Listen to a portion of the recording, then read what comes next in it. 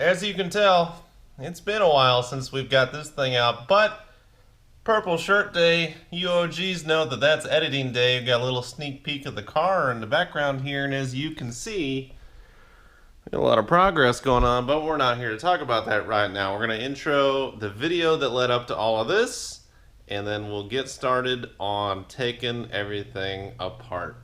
First things first, let's look in the trunk. As you guys may remember that we pointed out there was a rust issue back here on this corner and the opposing corner. Right now, we're going to dig into that. Alright. So here's what we got. You can see quite a deep single pocket of rust on the passenger side. I think what we're going to do is treat that and seal it up and call it good. Now, the driver's side, however, we're going to have to do a patch panel on this bad Johnny. So you can see as I was grinding away, trying to get through all of the rusty spots, the top layer was just no good in these areas. So what we're going to do is take this patch panel that I've created real quick, trace it out, take that top layer of steel off, set this down in there, and then tack and burn it all the way in, clean it up, and then we'll be good as new.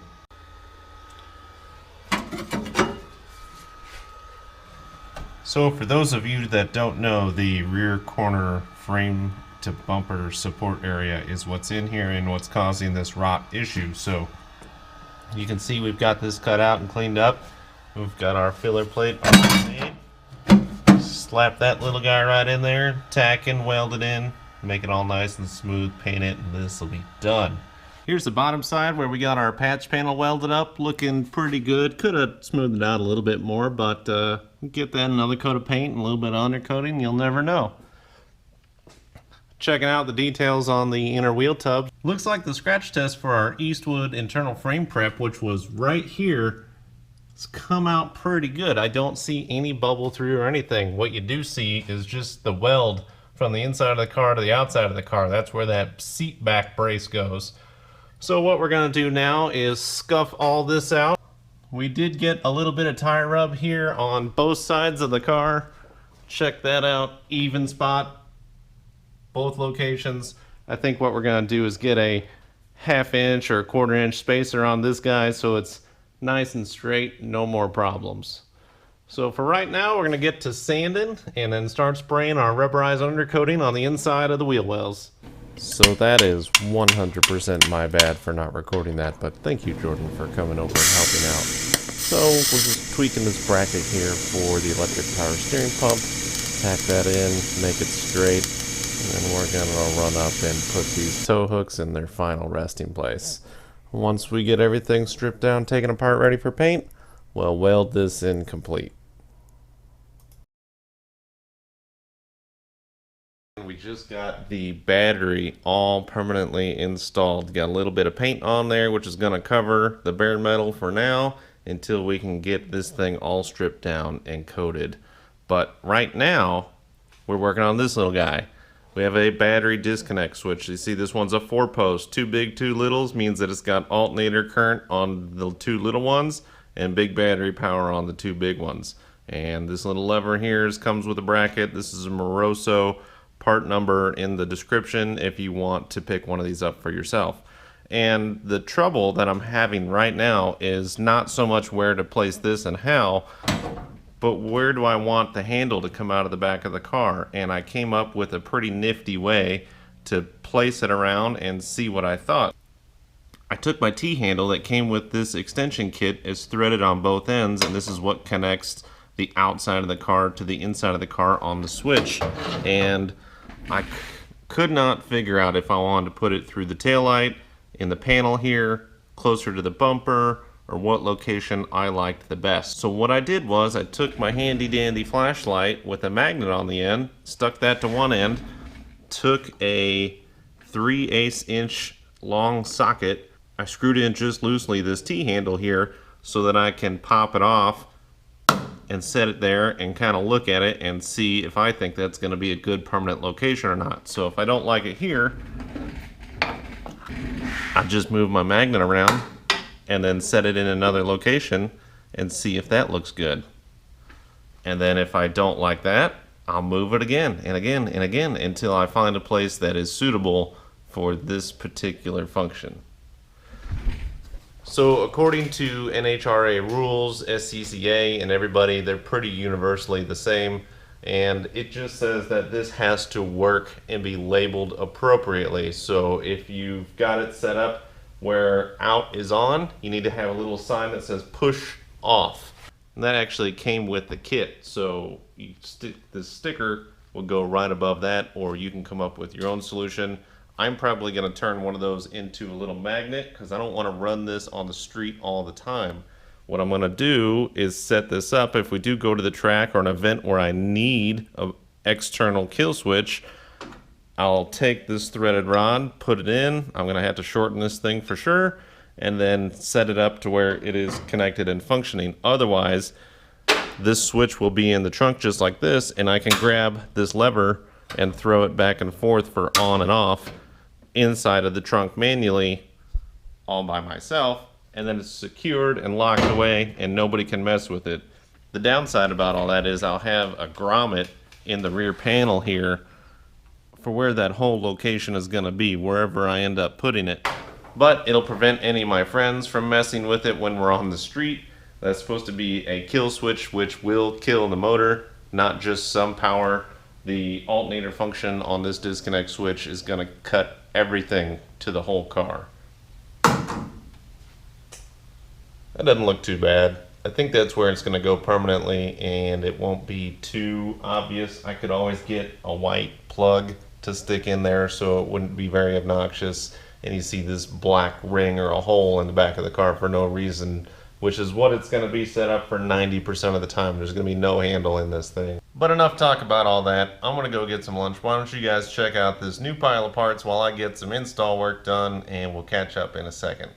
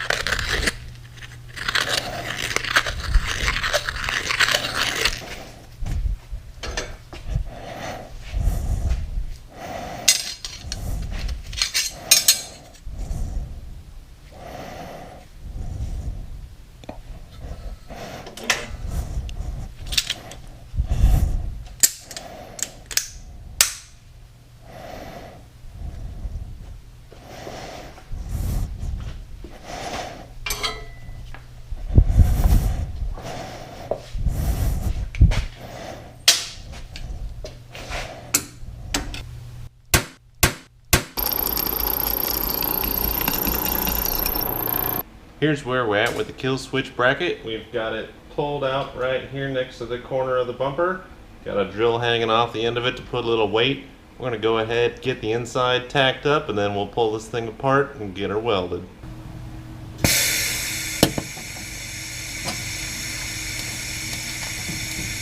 So we've got our battery cable out. This is the 2 gauge. We're going to try and run the ground and primary for the red top in the back to the kill switch and the frame.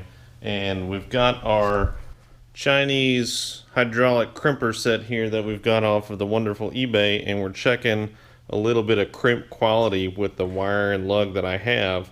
These are all metric terms, and this is AWG obviously, so we've got to make sure that we're getting some good quality here. And I gotta say, it's not so bad. Could be a little bit better, but I can actually adjust that by shaving the jaws down just a tiny little bit so it crimps a little harder on this 2 gauge, which I'm gonna do, and then this should look pretty nice. And here's a tool tip for you guys that like to gadgets and buy stuff. These are some old Craftsman AccuCuts. You can still get these in the on or off branded name. They're super sharp. They take proprietary blades, but you can sharpen them yourself if you know what you're doing. You can even drop this anvil off the back and get just a box cutter or whatever scenario you like as well for stripping stuff. And when you want to convert from here to here, you just flip the lock off and push that guy out, and you're back to some regular choppers. And this is 2 gauge copper, and I'm sure a lot of you guys have struggled with cutting this and prepping it and getting it ready if you're making your own battery cables. But I want to show you real quick just how simple this cuts. Beautiful chop. Here's a little nugget that we've cut both sides on. You can see it's nice and clean. This makes getting your wires into your fittings so much easier when they're frayed and they're spraying all over the place. So let's go ahead and get you a little bit of a demo on how this guy works.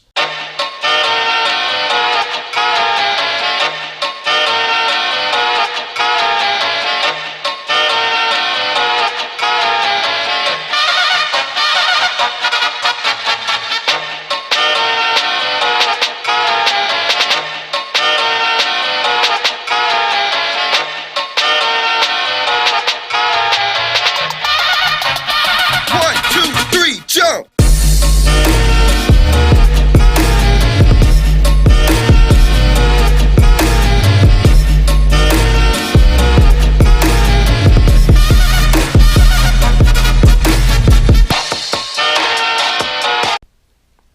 So as you can see, that is one nice high quality crimp. This worked out very well. I'm impressed.